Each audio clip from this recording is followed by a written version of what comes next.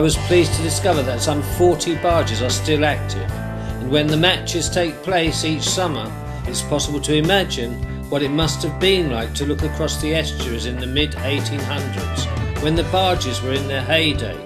London was continually expanding at that time. The demand for coal to fuel the households and the power stations was ever increasing. The demand for more barges grew and grew. It appeared to be a natural cycle of events, demand feeding supply and vice versa. Bricks were a commodity that was needed in massive numbers. A barge could load 40,000 bricks, all loaded by hand. In 1 year alone, 450 million bricks were transported to London. Other cargoes were wheat, barley or timber. The barges were on a roll, and fortunes were being made by the barge owners. There were over 2,000 barges in the Thames estuary. They went wherever cargo could be had and took it wherever it was needed, upriver to the breweries and farms, or to the continent with coal. With their sprit rig, they could be handled by a man and a boy, and the running costs were mostly maintenance, as nature supplied the fuel for free with the winds and the tides. I'd managed to track down 2 of the sailing barges I'd seen on the Medway all those years ago when I was a student, the Westmoreland and the Cambria. What a contrast between the two. The Westmoreland in suspended animation, awaiting a rebirth, and the Cambria in glorious flight, with her sails filled with the fresh sea breezes of our coastline once again. You might have seen 40 barges in any one day on the Medway, but this was a zenith, and everything was about to change. The Westmoreland was one of the last barges to take part in these matches. She was still seen by us in the early 70s. I really wanted to find out what happened to her.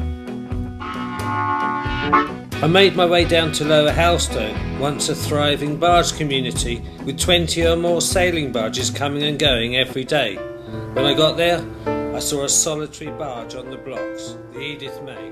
I went on board to meet Jeff Granston, skipper and owner. Lower Halstow was formerly a brickworks in the dock area here.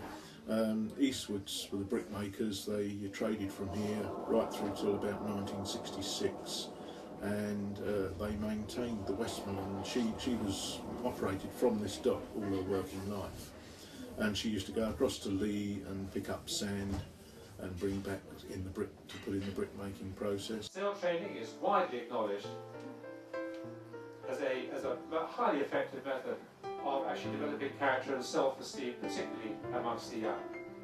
It's also a way of giving deserving youngsters a thoroughly enjoyable and rewarding time.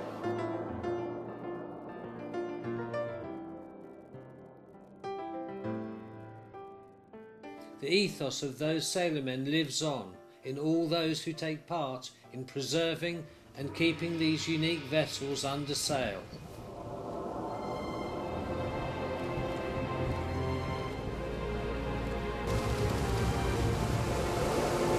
We need somebody to be the spotter before we do it. I'll be spotter. Okay. So I've got Shoutman over here. Shoutman overboard. Ready about. I think the breeze is easy. That last crack is going in there.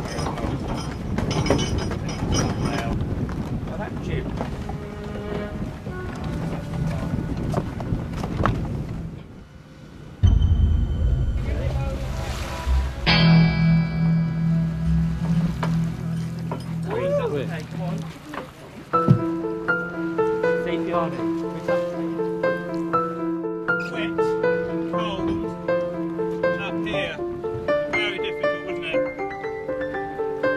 Reach down, grab their arm and still let go of them.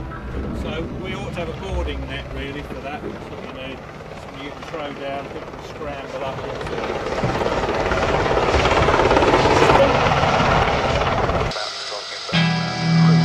Any luck, Mark? Cambria, London. Cambria, London. Well done. I'm bugging late.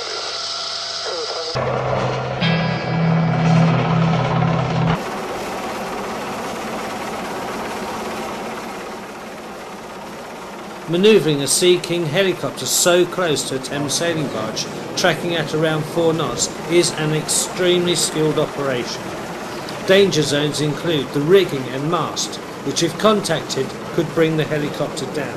The winch can catch the wind unpredictably and cause another hazard. However, if the rescue had not been a drill but the real thing, the Royal Air Force Search and Rescue Team at Watersham would have carried out another perfect job.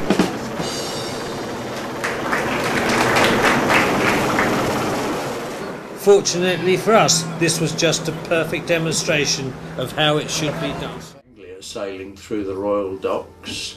Cambria occasionally would do so, but you try and get a tow off a tug.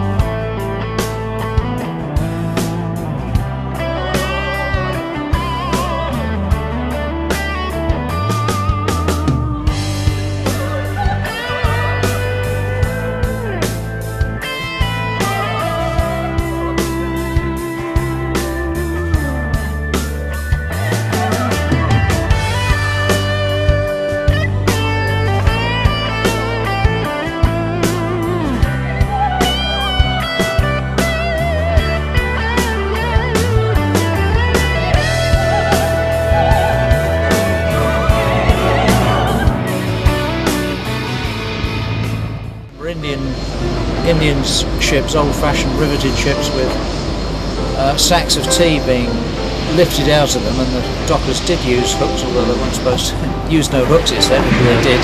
So there were holes in these sacks and the tea would come out and spill over all over the quay.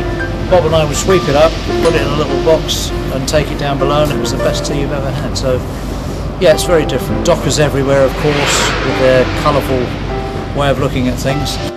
Ship came in that was loaded with something the dockers were interested in, they'd suddenly vanish, you know, you'd be half loaded and they'd be gone. Where were they gone?